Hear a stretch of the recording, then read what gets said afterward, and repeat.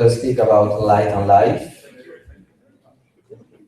vistas of the awakening, light of religion. Vivekananda Paramu is author of 22 physics textbooks, participated in the International Years of Physics in 25 in Paris, and in the inaugural function of International Year for Light in UNESCO, Paris.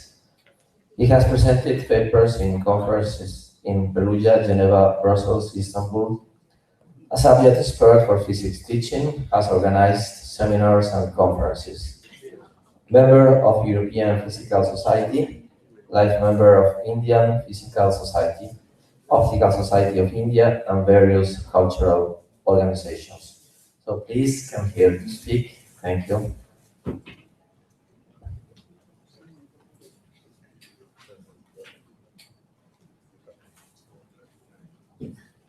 Good evening, friends. My sincere thanks goes to today's chairperson, Mr. Petro, and Father Rafael Pascu, and Eugenia Pascu. This is the first time that I'm sending a paper without any mathematical equations. And basically, I love teaching physics to any age group, starting from the fundamental to the latest in physics. That's what I do nowadays. Of course, then I take the simplest, examples from the surroundings. And for keeping my textbooks actually in touch with the latest developments in the, physics, I read a lot, and I found something funny about the light. Light was born around 13.9 billion years ago. Still, light is juvenile, celebrity. Just like the lady who is here holding a microphone from the early morning till the evening, she's running all around and she's still very, very young and celebrity. And she was scolding two persons sitting there and talking. She's not tired. Just like that, I should say, light is something like that. So, I will just the briefing. This is what I'm going to present. When I read about light, I could find some funny aspects about that. It just got some thinking power, but that's what I felt. It created first plant. Plant cannot move from one place to another. Then later animals it created. Animals itself different types. Then came this thinking power human beings. In between the nurses were also there. And we humans were given humans were given this conscious energy in the name of chakras. Only human beings. Light gave that much energy, but we have never used it like that. There was no religion in the beginning in the world, and the life was peaceful. And many religions developed, terrorism started, and then almost all the inventions and discoveries so far we have made it is based on material world. And we have got this subtle energy, I'll be discussing that, and then we have never made use of that. Now, just like that, everything has got a birthday. See, light was born around 30.798 billion years. So, of course, there is some this plants that it has introduced from the CMB radiation measurement, some errors that said 37 billion years ago. Now, that is during the Big Bang. See, the light is so many years old, but still it is alive, fresh, and juvenile. It shines on all, keeps glowing, illuminating, and transforming all. It is universal matter because any energy is equivalent to mass as per the Einstein's equation. Now, who created this energy? So I'm using capital L for the person behind the creation. Well, like as thinking power. What made me to conclude like that? We can see the following slide. It has got no, there are we all depend on light, but it does not mean that there are some creatures who they do not depend on, but like there is no photosynthesis, but only chemosynthesis. This is the little planets. They are underwater, so many kilometers below water, and they gain energy through chemical reactions of water with rock. Well, Anybody born on this earth, it could be galaxies, stars, planets, animals, and human beings, they all die. This is the life cycle of from a baby girl to great grandmother. So they cannot persist. But light, it is a celebrity of the so many billion years. First, it created, first it transformed this through photosynthesis. It made plants. Then it has the power of mobility was not given to plant, and it waited for so many years for the next one to come. And then we had this herbivorous and the carnivorous animals. And let us see, from that we got plants, and then next we can reach that one animals. Well, animals were, what's it? They were aggressive, and they were aggressive just like I have put like that. See, just like the new generation human beings created by the modern religion, made to fight each other for others' gain. They fight, but the politicians gain. Most probably, wherever we can just see in the world, wherever there is fight, the fighting people, there will be no gain. See, so like you, that is not solution. Then came the thinking beings, the human beings having sentiments, justice, compassion, and sense of responsibility. Well, of course, in between, for a few years, dinosaurs were here. But what was wrong? Why I like to remove all these dinosaurs from here? Because they had no sense of ethics. So dinosaurs were completely removed from the surface of the earth. Now we know that pervades all, nourishes and sustains the body, mind, and soul, and all the creatures. And the evolution is mysterious. See, consciousness exists only in humans. They began to intuit that cosmos and transcendent power were controlling our lives through supernatural forces. Because how these things are happening, our this predecessors thought, and so when the consciousness matured, it was felt that there are things existing beyond observables. So humans started worshipping those powers through rituals as a community, and from that emerged religion. What is religion? The definition given is something like this: an interest, a belief, an activity that is very important to a person or a group. It's called a religion, and it's also defined as specific fundamental set of beliefs and practices generally agreed upon by a number of persons or sects. Here we have physicists, philosophers, and a theologist. So we are a group. Suppose we have got some common interest, some common objective, and we expect some end result, we can formulate a new religion. So for that only I have given in advance as a precaution the meaning of the religion. Sorry. See, in India, there were people called rishis. Sorry, rishis. See, and they inspired the entire mankind. There was no religion. Remember, they never put any word religion in front of that. They only developed these Vedas. There are different types of Vedas, and they contain whatever scientific discoveries are made today. But we don't have a scientific model to explain that. Even before Isaac Newton or even Ibn Haytham, that is this Vedas, you can see it is 5000 BC, it is written that sun rays contain 7 colors of light. And Earth is the center, sun is the center and Earth is moving round. It is written in that. Like that. But unfortunately, it was written in a language, Sanskrit language. Now in China, this Sanskrit language is taught. But in India, no much pain is taken to develop all these things. In China, they are teaching this Veda also in their university because they know there is something new they can implement, and they want to get it and make it a business. So they already started doing that. But now after that Vedas, they no religion. There are so many religions came. We have Buddhism, Confucian, and so on like that. And but these religions were committed to certain dogmas of faith. There is constant conflict among various religions, and it's a man against man and brought untold miseries which you can read in newspaper. See, The youngsters, there will be brutal killings, riots, terrorism have originated from the modern interpretation of the religion. Of course, each religion has its own charm and meaning, inner meaning for a peaceful and harmonious life for the human beings, but interpretation different people gives and like that is. So, for universal peace, let us form a religion of light. Now, why there is a need of religion of light? Because in our place there are saints who lived longer by consuming only light. No other food for them. The light can cure diseases.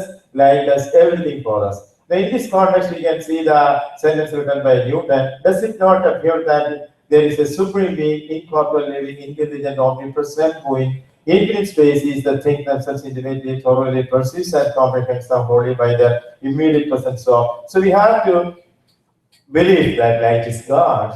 In the 20th century, Einstein also said that the marvelous creation of the universe cannot be explained by chance, and that there was some spirit or grand design behind it. He said, I want to know God's thoughts. I am convinced that he does not play dice.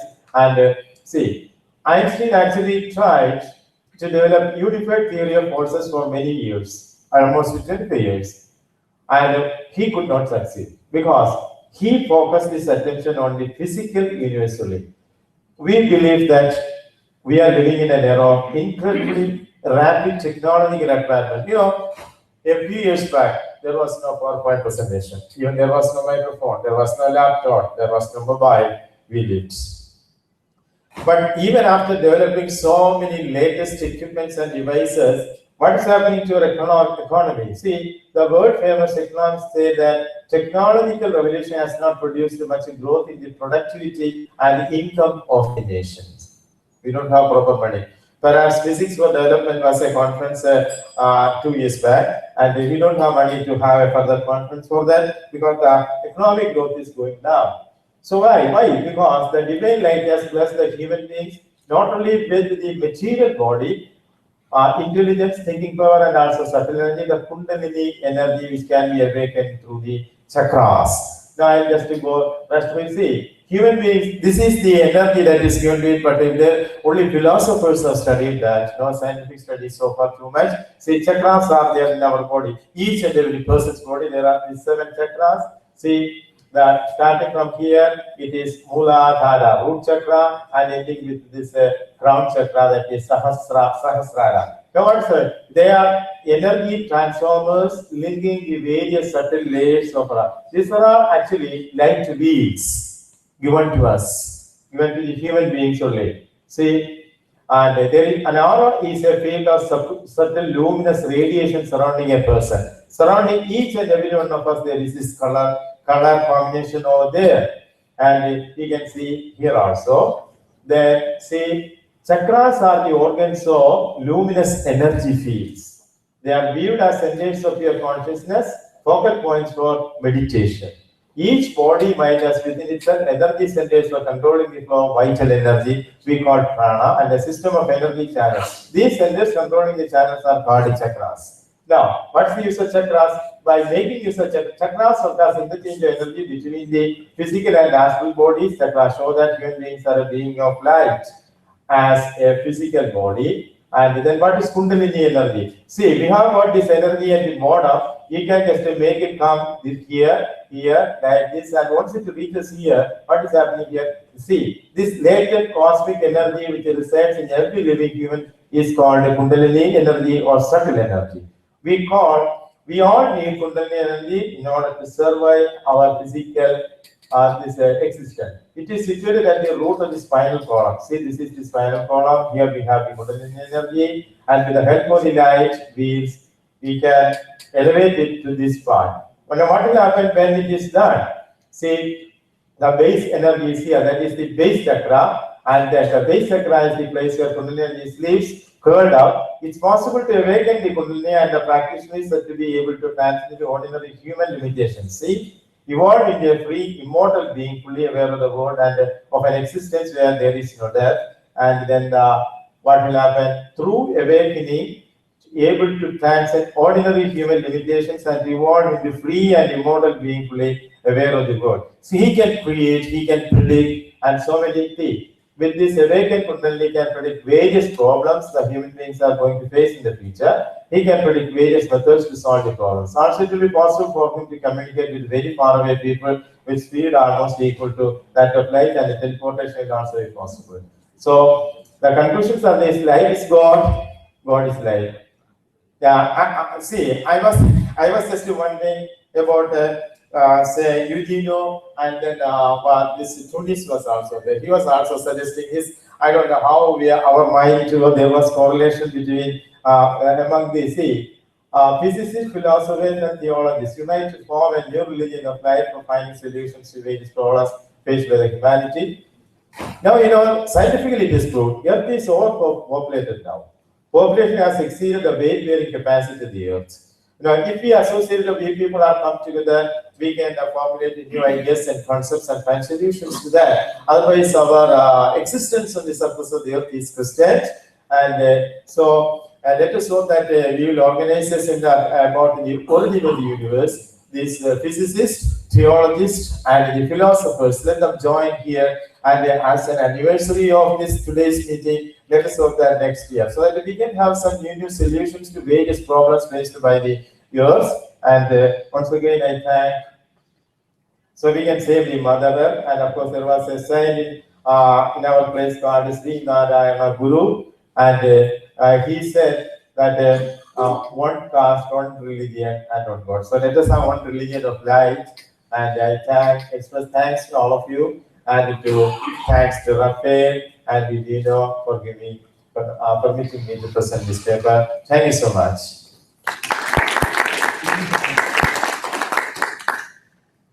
Thank you. Now we have time for 2 questions. We have 5 minutes.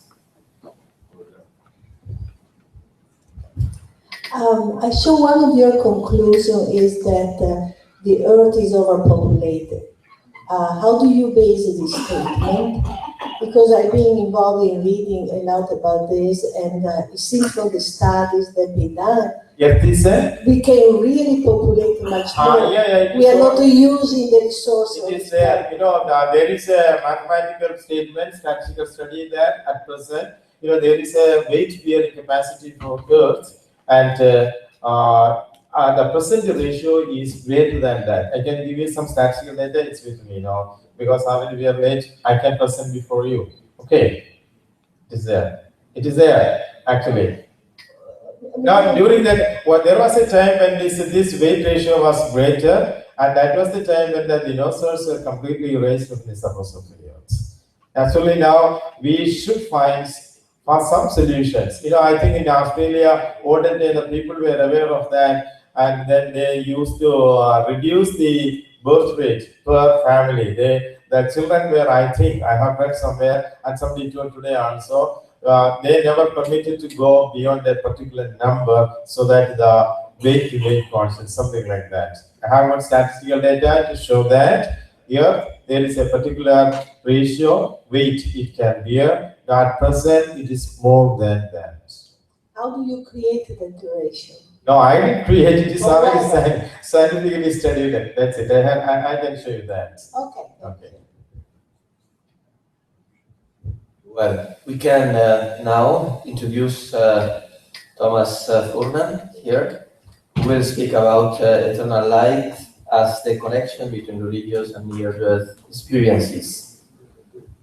Professor Doctor Engineering Thomas Fuhrman, born 71, studied from 89 to 93 in core electrical engineering. He made his doctoral engineering at the TU Berlin from 98 to 2006. He worked at different companies as a research and development engineer. Since 2006, he is a professor for electrical engineering at the Otz Regensburg. From 2010 to 2015, he was the dean of the faculty. Since 2015, he works as vice president for international contacts. So, to you, the speech now. Thank you, Mr. Chairman.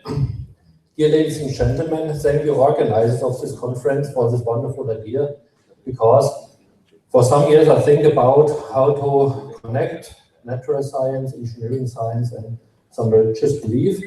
And there's some private personal thoughts, not too much to do with my work.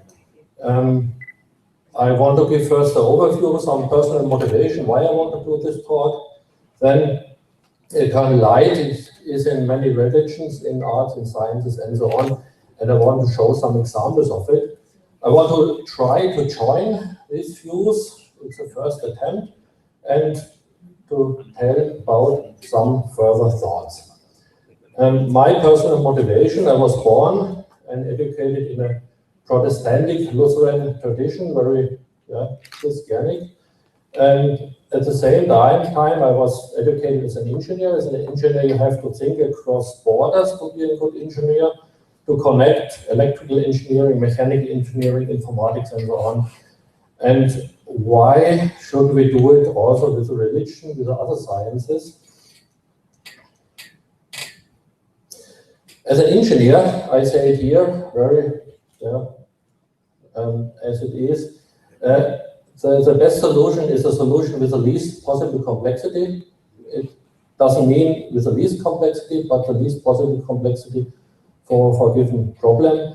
And therefore, I think like that, try to do, to give some simple explanation if it's possible. Now go to some lights in some religions. I had some examples which are very interesting for me. The first example I took is from the Buddhism, the Tibetan Book of the Dead. It's a clear and very long description of the transition between life and death. And it's shown that there's a light shining in the moment between life and death for the one who is dying. In Islam, you have also a Surah 24. Allah is the light of the heavens and the earth, light upon light. Allah guides to his light whom he wills, and Allah presents examples of the people, and Allah is knowing of all things. It's only a short example, a short excerpt of the surah. It's longer, but I try to keep it here short in my presentation. In Judaism, the Hanukkah feast, it's a traditional feast as a remembrance of the second temple. There are a lighter which is lit 8 days, each day one light more, and it's also a fine symbol for the light, using it. In Christianity, all of us know we have a lot of symbols of lights using to show the hope, to show prayer, to show the light of God, to show the advent of Jesus Christ, and it's very important to have the light here in the Christianity. Now let's come to arts. I have here only one example, and it's a very big picture, therefore I said it scrolls. Hieronymus Bosch painted a picture which shows that the souls of the dead are guided by angels up to the heaven and through a dark area to a bright tunnel, and at the end of the tunnel, a bright light, a bright eternal light. From the other side, from the side of the paradise is shining, and the souls go to this tunnel, into this light. I found this picture very impressive because for me it's very modern. This picture already, it was painted about 500 years ago. I think it's a very brilliant picture where it shows the transition from this world to another world. Let's come to Plato. I'm not a philosopher, but I saw that Plato has in the Republic, in the 10th book, an experience of a slain soldier. He was slain in the battle, and 10 days afterwards, when the bodies of the dead were taken up already in a state of corruption, his body was found unaffected by decay and carried away home to be buried. And on the 12th day, as he was lying on the funeral piece, he returned to life and told them what he had seen in the other world. And it's possibly the first written description of the other world or near-death experience. And this experience it's a relatively long story. I take only one little part of it. It's a part where it's a paradise. He said that they came to a place where they could see from above a line of light straight as a column extending right through the whole heaven and through the earth in colors resembling the rainbow, only brighter and purer. It's a description of the heaven that he saw, and he should return back to be an eyewitness of the other world. Near-death experience, it's very interesting for me because it's a wide area where some research is also going on. There are some statistics about the near-death experience feelings and different percentages, but I try to show it in some bubbles. It's a feeling of peace, an out-of-body experience, seeing a light, a bright light, some vivid senses, a sense of another world and the environment, the feeling of the cosmic unity with everything. There's a point of no return where the people say if they would reach this point and cross this point, they wouldn't come back, and the feeling of joy and many others. What's the consequence of near-death experience? It's very interesting for me because it leads usually to a more positive life.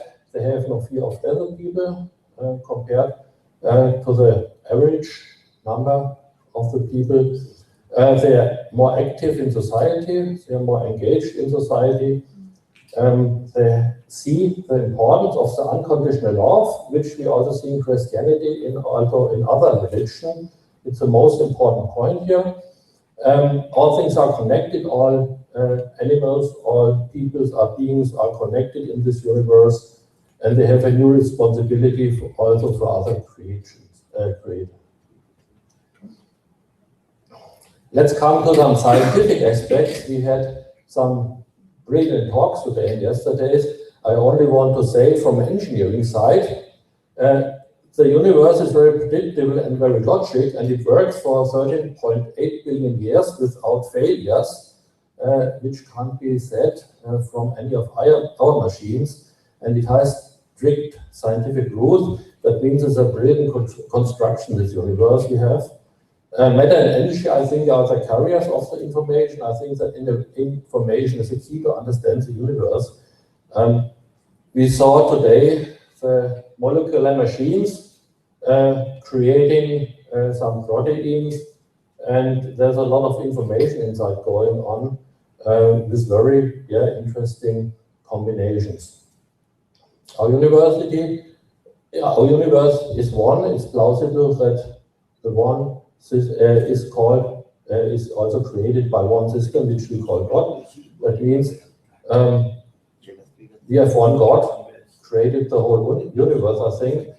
And I think we should try to join the views, we should try to join religion, sciences, the arts, and all the near-death experience. And we see here the light is a central point, and for me, the light is a symbol of the love of God, of the God who wants life in the universe, who loves our universe, and I think the light is a symbol for it.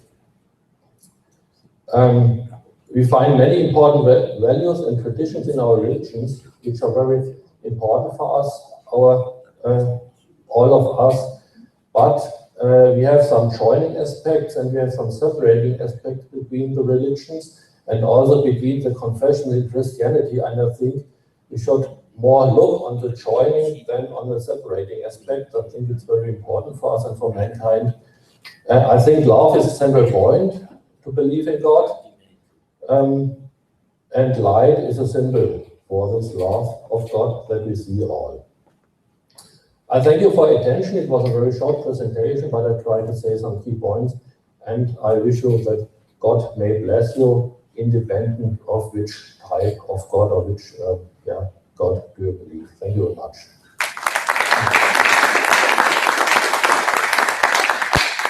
Thank you very much. Thank you very much, Dr. Fuhrman. And now we can can have some questions if you have.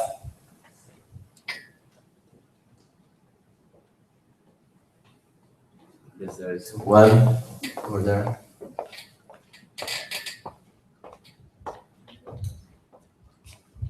This will not be a very well articulated question, but it is something I would like to hear your reaction to. When one encounters a culture that is not one's own, one is encouraged, and that's the spirit of this meeting, to take with respect what people say about their own beliefs. So I will not therefore question you about the physiological explanations that have been given for these lights at the ends of tunnels and so on to do with changes of the brain. But instead, I want your reaction in the light of these little bubbles of all the positive things about the near death, to say something about how do you respond to the statements made by the fighters of the Islamic State who say they love death and they're going to go to paradise. I wonder if they, when they're dying, experience these positive thoughts, and also, and more uncomfortably, when their victims are having their heads cut off. Do you think they too experience death in this positive way? I mean, my question is really, how common, how universal are these positive aspects of going from life into death? I'm sorry it's an uncomfortable question, but I feel I must ask it. Yes, thank you very much for this question. Well, I'm an engineer, not professional in this area, but it's my personal thought about it. And I always had this thought, and I think the Islamic State is on the wrong way, because it shows not the love for other people, and therefore it's the wrong way. I also don't like being beheaded. I think so. I'm not fond of it. But I think the people who are beheaded will have the better role than the people of the Islamic State warriors who do these crimes against life and against the love to other people. It's my personal thought. I don't know if I said it in a way that you can understand it. Please, we can also discuss later if you want. It's a very interesting topic, I think. Thank you. Okay, so perhaps we can go to the next intervention. Is Dr. Alessandro Farini here? Dr. Alessandro Farini will speak about subjective preferences in lighting for painting using new lamp sources. He's the head researcher of the Visual Ergonomy Lab at the CNR, National Institute of Optics in Florence, Italy. He's a physicist graduated at the University of Florence, where he also received a doctoral degree in optics. Alessandro Farini is also contract professor at the University of Florence, degree in optics and optometry. He's teaching photophysics of vision and psychophysics. Professor Farini's research work is addressed to the study of lighting and ophthalmic optics. Thank you very much. It's a great pleasure to be here. And okay, my slide is there. I want to speak about the topic of the relationship between light and art. Obviously, it's a huge topic. If it's possible to turn off the light, so it's better to see some picture. Okay, perfect. Because light in art, it's obviously a huge topic. Because, for example, think about Caravaggio. Caravaggio is a master about the use of light in a painting. It's not important that this light is not realistic, because the important thing is the message that Caravaggio wants to say using this light. Also in the conversion of the way of Damascus. But light is very important also as an instrument to study art. For example, in our lab in the National Institute of Optics, we can do multispectral infrared reflectography. And what is the opportunity that infrared multispectral reflectography can offer to us? For example, we can look at the super HMOs, and in the super HMOs there is dark background, terrible dark background. But using infrared multispectral reflectography, we can see, for example, I want to use the laser, I'm a physicist, but okay, probably. Yeah.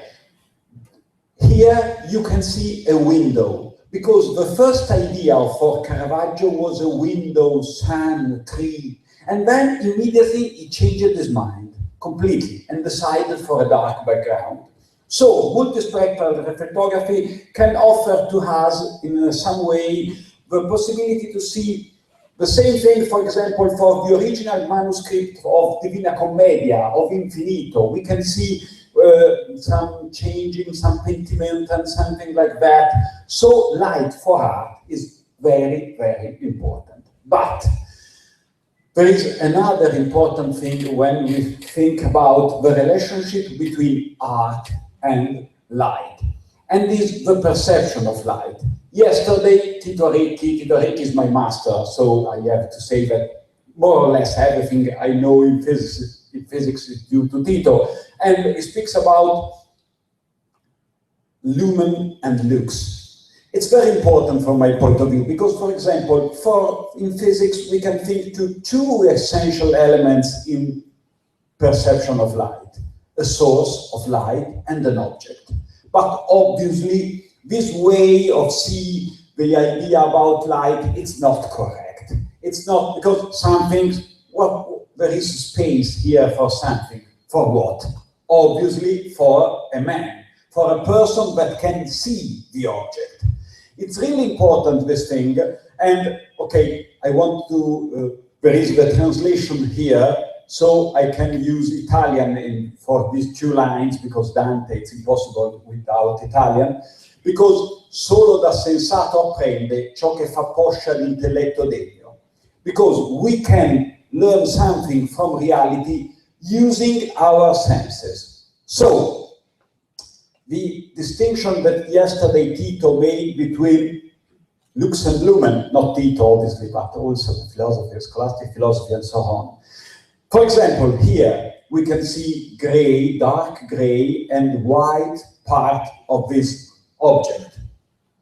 But from the point of view of lumen, from the point of view of something that we can measure, this is not correct, because the two parts of this image are completely the same color, absolutely. Do you believe? I don't know. Probably the scientific answer is I can't believe, because it's difficult to believe that this color and this color are the same color. But it's true. You can assure, for example, using one finger, try to eliminate in the middle of the figure this part. Try to eliminate this part, and probably it's more realistic. You can recognize that it's the same. From Luke's point of view, it's not the same, due to the fact that it's impossible for our eye make an absolute measurement. Every day we can do also a relative measurement. Our eye can have to make a comparison every moment. But this is very important. Usually when we speak about optical illusion, we say, this is a mistake of our brain. This is not correct. Optical illusions are due to a very, very important skill of our brain, because making a comparison is really, really wonderful. And also, okay, if you want to be sure, absolutely, okay, 1, 2, 3, okay, it's the same color. And the same here, for example, A and B, black and white, but look at A. Okay, A and B are the same color, absolutely. And what is happening now? There is a shadow, so our brain has to reinterpret the shadow and has to change the appearance. So lumen, what an instrument can measure, and lux, what we can see, what we can see reinterpreting the image. So, is it possible to apply these ideas, for example, to lighting, and especially to lighting for art? But before, a very famous example in March in the social networks, the dress. I probably you know this very famous example, because looking at these pictures, there is a picture that someone can see blue and black, and looking at the same image, other people can see white and gold. Okay, do you see, well, who can see blue and black? Please raise your hand. Okay, a large majority. And white and gold? Okay, only one or two, okay. It's strange, I'm white and gold party, so, but the interesting thing is that looking at the same object, we can have two different perceptions. Okay, this is strange, not so strange, because luckily this picture is on the edge of two different interpretations of our brain. So, okay, it's not important to try it. Using light and art, we are in Florence, so for us there is a very big lucky situation, because our lab is inside Opificio delle Pietre Dure, the best, one of the more important restoration labs in Italy and also in the world. So we can do some measurement about lighting and the perception of art using some important paintings. And so we try to evaluate subjective preference regarding lighting in front of a painting. So, and luckily, I asked to Opificio delle Pietre Dure, okay, do you have a painting for my experiment? And they say to me, okay, what about Caravaggio? What about Raffaello? Okay, Raffaello could be good, because obviously and so, also we decide to use another important contemporary artist, Giovanna Rasario, and we try to see preferences using different lamps. New LED lamps were very, very good in appreciation of art. Very, very good. Better than halogen. This is very important, because usually some persons say, okay, halogen is the best. Halogen is the golden rule for lighting in paintings. But nowadays, we have very, very good LED lamp. Old LED lamp are not good, absolutely. Unfortunately, many factories decide when LED lamp was born, they decide to use LED everywhere. So, for many people, there is the idea that LED lamps are very cold, not so good, terrible, but nowadays we have very, very good LED lamps. Also, for contemporary art, it's good. And then we decide, okay, to make another experiment with a little bit more data and different paintings. Elizabeth Chaplin, Botticelli, a famous Sant'Agustin in the study, and Giovanna Rasario another time, because a contemporary artist, using different lamps. And in this case, we want to study the effect about color rendering index, because there is in some way a totem, an important parameter in lighting, color rendering index. And usually a lighting design say, if you want to have a good color rendering, you have to use a lamp with a good color rendering index. But nowadays, this is not true.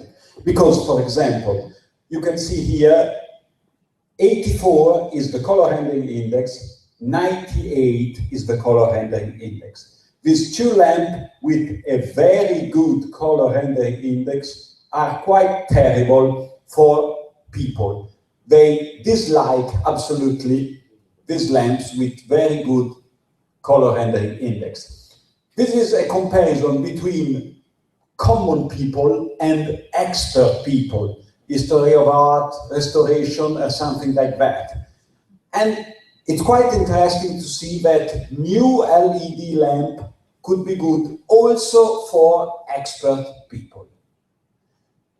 It's not a huge difference between one spectrum and another. The two spectrums are quite similar, but this very, very small difference can create a very, very big difference between one perception and the other. So, also for other painting, but obviously, using different LED lamp is creating a completely different effect. For example, Eleonora da Toledo Chapel in Palazzo Vecchio, halogen lamp and LED lamp, and other paintings using different lamp.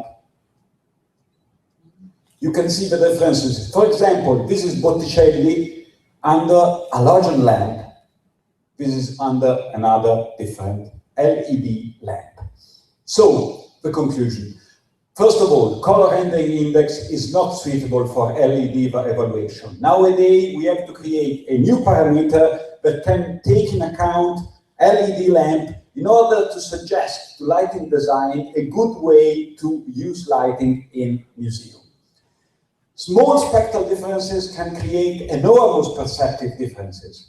Is it possible to provide an instrument, for example, looking at the color present in a painting, an instrument that can suggest some interesting lamp to use in a painting? Okay, but some questions. Some question is, for example, okay, but you can't use every lamp because we have to think about the real lamp, the philological approach. But unfortunately, this philological approach is not so simple. Every time when we look on here or other fact to art, we can meet art through an interpretation. For example, nowadays, Mozart. Is it possible to hear a Mozart concerto as Mozart think about? No, it's impossible. We hear Mozart through an interpretation. And also, lighting is an interpretation of art.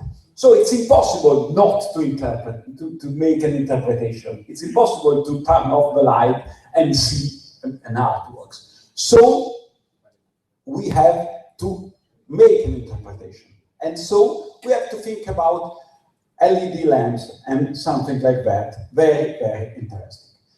At the end, okay, this interesting workshop is very interesting about, for example, a scientist and then an artist and so on, because a man who wants the truth becomes a scientist. A man who wants to give free play to his subjectivity will become a writer. But what should a man do who wants something in between? Ask Robert Musil. My idea is that every person do something in between.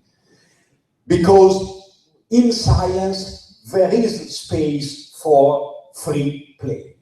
In science, we can, it's not a mechanical work, absolutely. I have learned from Tito, I have learned from many persons that physics is something that involves our way, our desire to learn. At the same time, doing art is not without through. So a scientist can appreciate art, but can also see science in art. An artist can appreciate science, but can see art in science.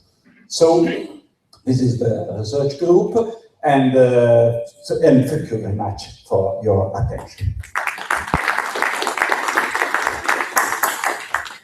Thank you very much, Alessandro Farini, for your presentation. And now we'll have some questions if you have. Sorry, I have a comment, not a question. Okay. To some extent, provocation. According to the Gestalt theory, we judge an object we see not because of the object itself, but of the other objects that are around. This is why we are wrong with the Adelson chessboard, for example. And the interesting point is that I know that illusion, and I am always wrong, despite I know that. But concerning the painting, we judge the words and meaning is good for me, is good for you, is better with lead or is better with another lead. It's just according to my déjà vu. If it is according to my déjà vu, the expert is less reliable than a person that sees for the first time the paint. Because I have no comparison to make. If I am an expert, I see the Emmaus Supper for 10 times in my life, and then I say for the 11th time, and you change the light, for me it's not good. It's not good in any case, independent of the rendering of the color. So is in this way or not? I absolutely agree, and it's a very interesting question. First of all, about the Gestalt and so on, it's something very important because there is some physiological facts that are very important because, for example, for our physiological system, it's impossible not to see to a point and at the same time make a comparison to the other point.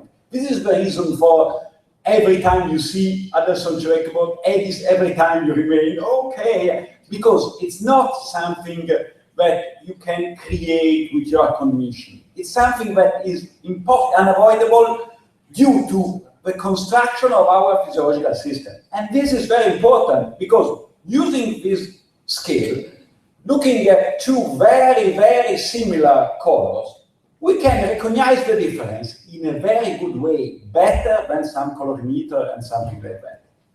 The second question is really a point because in the first experiment, we decide to use, we decide not to mask the length. So people can see, okay, this is halogen, this is and in the same experiment, in the first experiment, every expert say, okay, Raffaello is good only under halogen length. Why? Because, I don't know why, because we have to check, but because they know that halogen is the best. They look, oh, it's halogen, so they say, okay, it's the best. I don't know if this is the reason we have it, but my idea is that we have to try. Using lighting in museum, we can try something. Because if something is not good, we can turn off the light, change the light, and try another. It's not like restoration. If you make a mistake using restoration, you can destroy a painting. But using light, you can, in some way, try to experiment something. And then, because we can say, for example, okay, the right lighting is this one or the other one, due to historical reasons, because it's very, very difficult from my point of view. Very short question now. Le parlo in italiano, poi potrò rispondere in inglese naturalmente. Dalla sua brillante esposizione, diciamo iperbrillante, nasce in me, che sono un po' più posato, una domanda. Quali sono, se esistono, gli strumenti oggettivi per, diciamo, corrispondere, in qualche modo soddisfare alle sue ambizioni di diffusione di questa tecnologia, che sicuramente è più di una tecnologia, che è molto interessante. Mi sono affidato al caso, al buon umore o al fatto di stare, di provare una serie di cose un po' casualmente. A me è successo una volta molti anni fa, con dei quadri, scusi l'interruzione, ma è interessante forse. Facendo l'impianto di illuminazione, cioè progettandolo dal vivo a Chiesa Nova qui a Roma, una certa sera vennero fuori, lì ci sono tutti i quadri, c'è un ambiente barocco, tutto dorato, eccetera.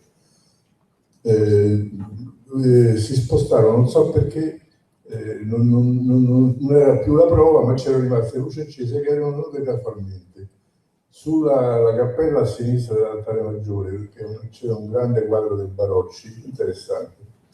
Queste luci così strane mi hanno lasciato dubbi, ce l'ho da loro, sono passati più di 20 anni, non ho mai affrontato più da vicino queste cose, ne ho fatte altre, che era totalmente casuale e secondo me c'era uno spazio incredibile di prospettiva di uso, però non ho avuto il coraggio allora, poi non l'ho avuto più. Allora voglio dire che sono stimolato da questa sua verbo propositivo che però mi piacerebbe sapere di più su fatti oggettivi, che poi magari esercitare la mia o altra verbo in altri modi. Ecco, posso chiederle qualche informazione in questo senso? Okay, it's quite a difficult topic because objective data are very, very important. I'm a physicist, so I love objective data. I want to know about objective data. But about this topic, I think that as a physicist, I can offer some instruments, some objective data, for example, a new color rendering index. For example, measurement about spectrum of new LED lamp. For example, also for example, my idea is about a fractal dimension of color in paintings we are studying about. So there are a lot of different approaches that can create data and so objective approach about this topic. But I have to offer this data to, for example, lighting designer, historian of art, and something like that, because there is a relationship between these two sectors. It's impossible to create a museum, create a lighting in a museum without this overlap. Without this overlap, we can create another effect. For example, in a very important museum in Florence, 10 years ago, I went into a room, I see pale green on the wall, and they say, why? Why? No reason. We have pale green, and we decide to put on the wall without other different reasons. So it's important in my idea to create an overlap, because too often some persons say, okay, this is science, it's not important, because in a painting you can also look at some points and destroy the idea of the totality of the painting. This is not correct. At the same time, a scientist sometimes can say, okay, we can also make measurement and everything is based on objective data. This, on this topic, could be dangerous at the same time. A real knowledge can arise only between the meeting between these two worlds. And in this sense, a workshop as this one could be very important, because creating a meeting because these two worlds is the occasion to create new way of knowledge, in my opinion. I'm sorry that probably this is not an answer to your question, but we can offer new objective data in the future. So I want to send to you my papers in the future to look at new objective data. Okay, thank you very much, Alessandro Farini, for your presentation. And now we have Rodolfo Papa.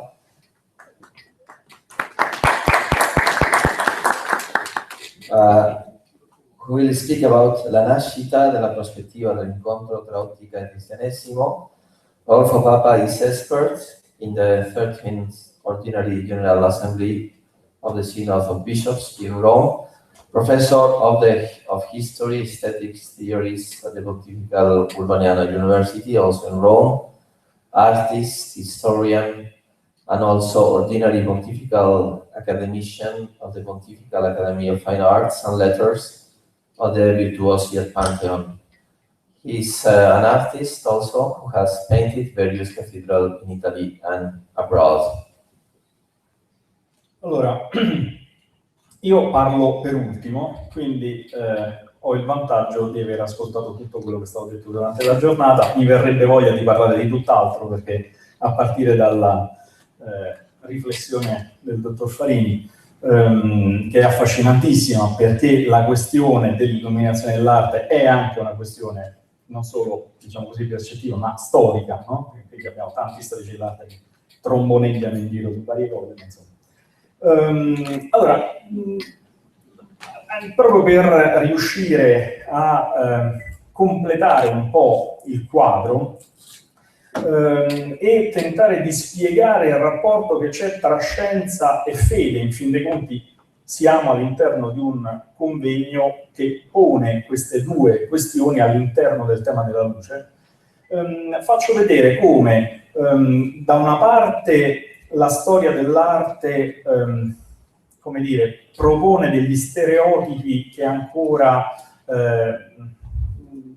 sopravvivono in maniera abbastanza strana. Dall'altra parte, invece, una volta capito la questione, si può dimostrare come la questione della scienza è una questione profondamente interna al cristianesimo. Non c'è evoluzione della scienza se non all'interno della Chiesa. Oggi magari non è più così, ma all'inizio era così, ma poi non è neanche così tanto vero. Allora, partiamo. Tutti quanti noi sappiamo, una storiellina più o meno vera, che la prospettiva nasce a Firenze intorno al 1401-1413. In realtà non è proprio così, non è totalmente vero.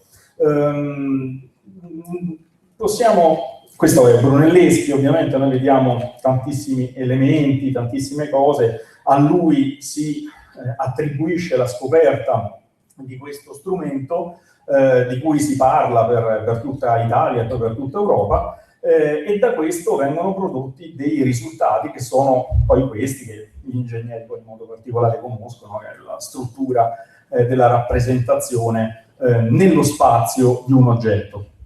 Ma noi sappiamo che in precedenza già Giotto aveva affrontato questa questione, la questione prospettica. Quindi già dire che la prospettiva nasce nel 400, quando noi abbiamo degli oggetti del 300, oggetti pittorici del 300, che hanno la prospettiva, capite bene che è improprio, perché stiamo parlando di un secolo prima. Ma in realtà lo stesso Giotto non ha per primo prodotto la prospettiva.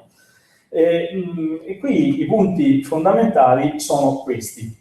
Quali sono gli elementi necessari per la nascita della prospettiva e quindi della nascita dell'arte cristiana moderna? Potremmo dire anche dell'arte moderna. Primo punto fondamentale: la sensibilità nei confronti della percezione visiva nei testi di liturgia. Il primo passo che noi abbiamo per uno sviluppo nei confronti di una nuova sensibilità alla visione parte proprio da questo testo qui, da Siccardo, il vescovo di Cremona, che nel Mitrale, un testo di liturgia nel quale mette tantissime cose, ad un certo punto nota, a metà del 1100, che le sculture nelle chiese danno più la realtà, la presenza dei santi, di Cristo e della Vergine, che non le letture stesse.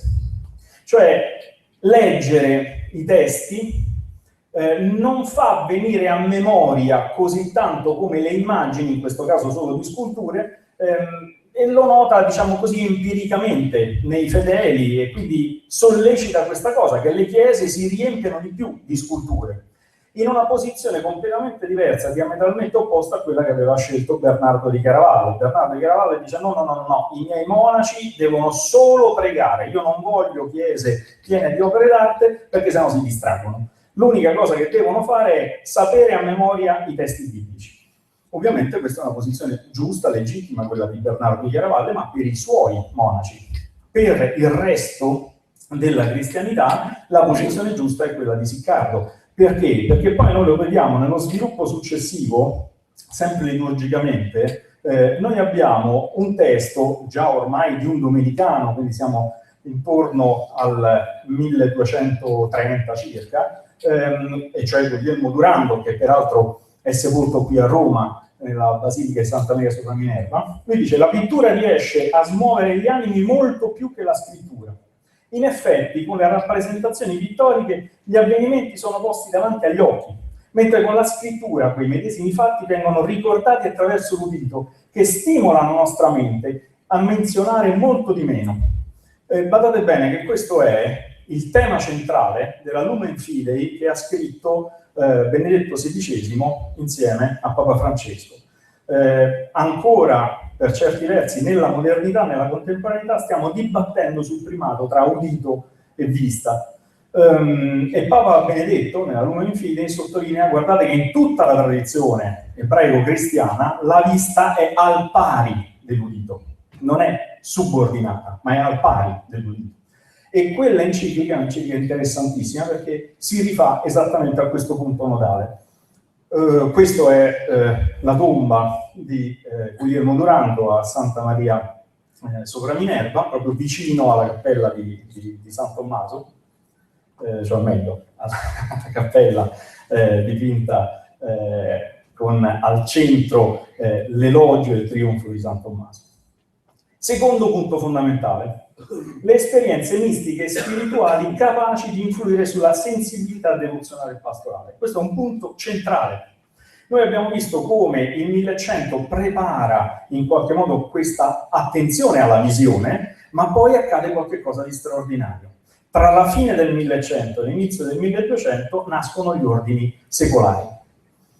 Perché? Perché è mutata una sensibilità culturale, anche una sensibilità spirituale, ma al centro, allo snodo, in quel giro di decenni nascono decine di ordini secolari. Noi siamo abituati a pensare solamente ai francescani e domenicani, ma nascono i mercedari, i trinitari e poi tantissimi altri ordini che poi nel corso del tempo spariscono. Ma al centro esatto di quella spiritualità, di quell'esperienza spirituale, accade un fatto, che è l'esperienza di Greccio. Il 24 dicembre del 1223, San Francesco costruisce il primo presepio moderno. Non che prima i presepi non esistevano, ma avevano una forma semiliturgica ed erano realizzati dal presbiterio, sacerdoti e diaconi.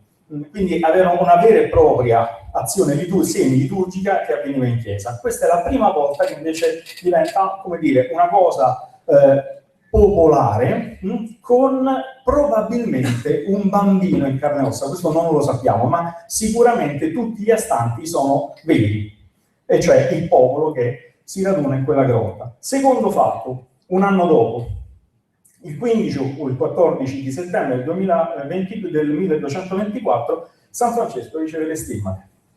Questo sconvolge tutto il mondo occidentale. In realtà non solo, perché sconvolgerà anche quello orientale. Le stimmate di San Francesco riportano al centro il corpo. La corporeità ritorna ad essere, come nei primi tempi del cristianesimo, come era sottolineato da Tertulliano, caro Carlo Salutis, cioè la carne è il cardine della salvezza, lo strumento principe della salvezza dell'uomo, quindi l'incarnazione di Cristo. Qui un uomo che si conforma totalmente al crocifisso tanto da diventare alter Christus, questo è il nome che danno tutti a San Francesco. Quindi le stimmate, che vengono descritte nella vita prima di Tommaso da Celano come dei calli di carne ridotta, dolorante sulle mani, sui piedi e sul costato, diventano un punto centrale. E questa esperienza produce immediatamente una serie di altre questioni, tanto che noi lo troviamo in San Tommaso d'Aquino una riflessione esattamente su questo punto. Quello che avevamo visto prima in Durando, altro domenicano, il domenicano per eccellenza, riflette sulla necessità, sulla istruzione della gente, del popolo di Dio, attraverso le immagini, cioè attraverso la corporeità delle immagini. Però a questo punto, se la corporeità delle immagini diventa necessaria, così importante, sempre più importante, non è che prima non lo fosse, ma diventa ancora più importante, allora accade qualcosa di più. Noi qui vediamo proprio l'esperienza delle stimmate della Verna di Francesco. Questa è una delle prime rappresentazioni, ancora potremmo dire con quello stile orientale, ma in realtà accadono già delle cose estremamente interessanti. Poi, terzo fatto fondamentale, gli studi scientifici capaci di mettere a disposizione nozioni in grado di tradurre in nuovi campi di indagine e di sperimentazione la nuova spiritualità visiva e corporea della fede cristiana. Primo tra tutti, la filosofia naturale nelle università di Oxford e di Parigi. Da una parte ad Oxford incominciano tutti gli studi sulla luce. Tutti gli studi sulla luce nascono ad Oxford. Tutto ciò che noi immaginiamo essere oggi, quello di cui abbiamo discusso in questi 2 giorni, nasce là. Nasce tutto là, in un'università di frati francescani.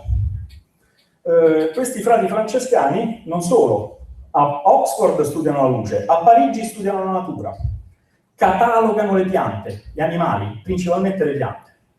Allora, voi capite che questa visione permette di sottolineare un punto. Quei termini, esperienza, experimentum, scienza experimentalis, che noi siamo abituati a sentire solo legati alla figura di Galilei, in realtà sono i termini usati da questi frati. E questo è un punto necessariamente importante da tenere presente. Questi sono i nomi: Roberto Grossatesta, Ruggero Bacone, Vitelo, che traduce il perioptichis, cioè quella che viene chiamata la perspettiva, e poi tutti gli altri, addirittura Teodoro di Freiberg studia l'arcobaleno. Noi in questi giorni abbiamo sentito costantemente tutti gli studi, anche uno dei più interessanti di oggi, sulla luce, no? Sulla scomposizione della luce. Bene, nel 1230 questi già studiavano queste cose. Questo è il capostipite di tutti, cioè Roberto Grossatesta. Poi abbiamo gli studi ovviamente nelle edizioni, diciamo così, 6-700esche. Questo è un testo di Alazen, perché questo è il deposito che arriva, culturale, che arriva dall'Oriente, dagli arabi, che a loro volta lo ricevono dalla Grecia. Questa è tutta la cultura greca, tutto Aristotele per lo più, e poi i fisici, i matematici greci e così via. Qui c'è qualche elemento in più di fisiologia da parte di Alazen. E poi gli studi sulla camera oscura, che già iniziano in quegli anni. Bene, allora il risultato qual è? E poi appunto il Tractatus de Multiplicazione Specerum di Ruggero Bacone e tante altre considerazioni che adesso non è il caso di dire. Ma accade il fatto: intorno al 1280-85 noi vediamo la prima prospettiva della storia. Il maestro delle storie di Sacco, nella Basilica Superiore d'Assisi. 2 affreschi che sono completamente, eccoli qui, no? Prospetticamente compiuti, perfetti. Ovviamente si tratta solo di prospettiva lineare,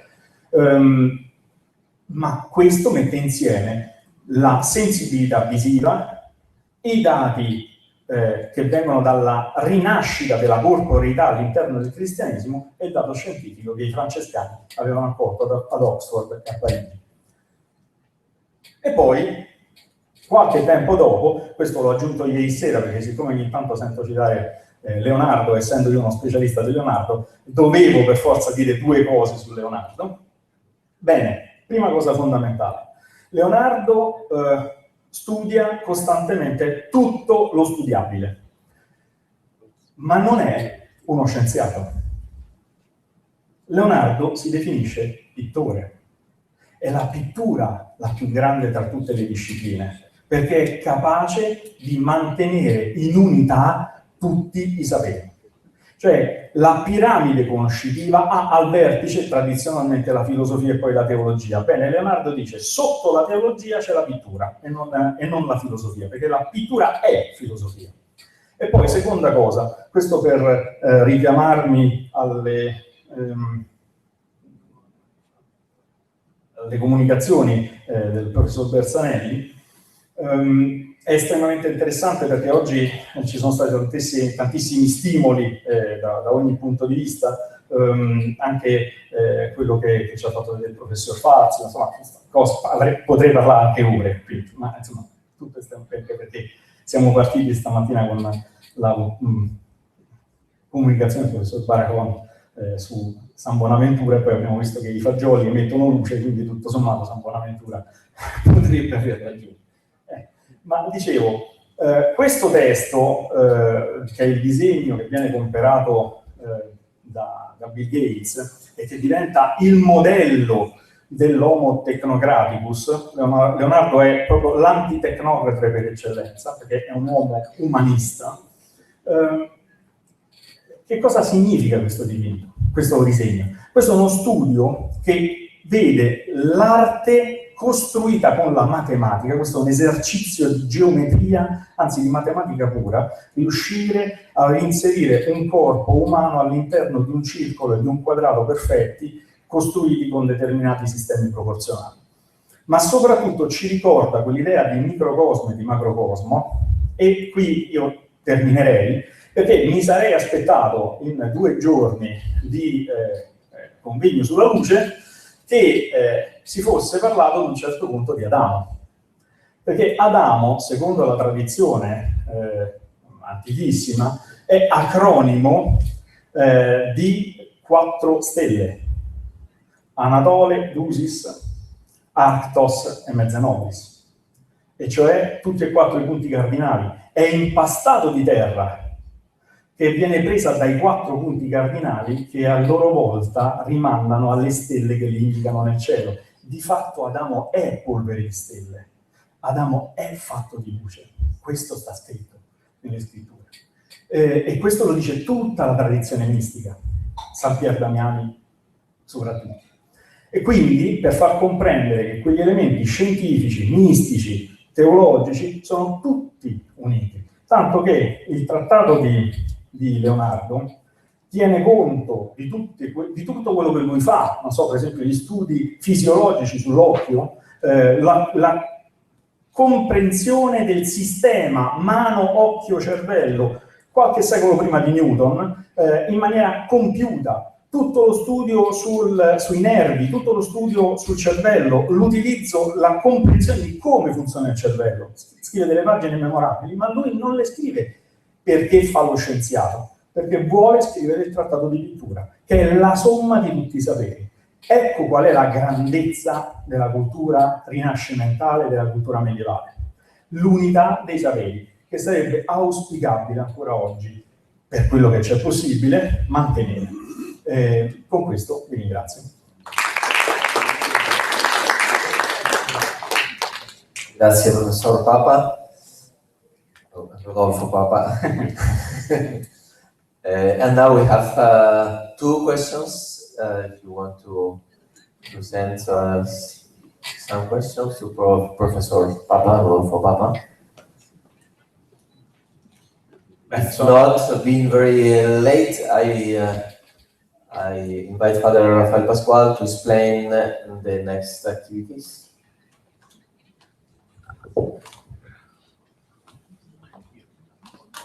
Adesso, come previsto nel programma, abbiamo la presentazione dei pannelli. Il primo, che non è in ordine, non era previsto in ordine particolare, abbiamo ricevuto un video del professor Zaccaria, che è un restauratore d'arte, dove lui spiega un po' il lavoro che lui sta facendo e alcune cose che ha scoperto di come i pittori usavano alcune tecniche particolari per far risaltare la luce nei quadri. E poi abbiamo 3 poster almeno, dunque adesso usciremo tutti dalla sala, anche perché devono sistemare quest'area qui, dunque chiediamo per cortesia di uscire tutti per questa sessione di pannelli. Dunque là fuori ci sarà la proiezione, che ho detto, sarà fuori, e avremo un po' meno di tempo di quello previsto, cerchiamo un po' di finire in mezz'ora in questa sessione di pannelli, e poi fra mezz'ora ci ritroviamo qui per la parte che tutti sicuramente aspettiamo con interesse del mago Silva. Dunque vi prego di uscire e adesso qua fuori avremo questa sessione e cominceremo con il video del professor Zaccaria e poi le altre 3 i pannelli saranno presentati da fuori. Grazie. Scusate un'informazione, quando rientrate, se è possibile non sedersi sui lati, ma rimaniamo tutti quanti al centro per problemi di palcoscenico. Bene, e quindi cerchiamo di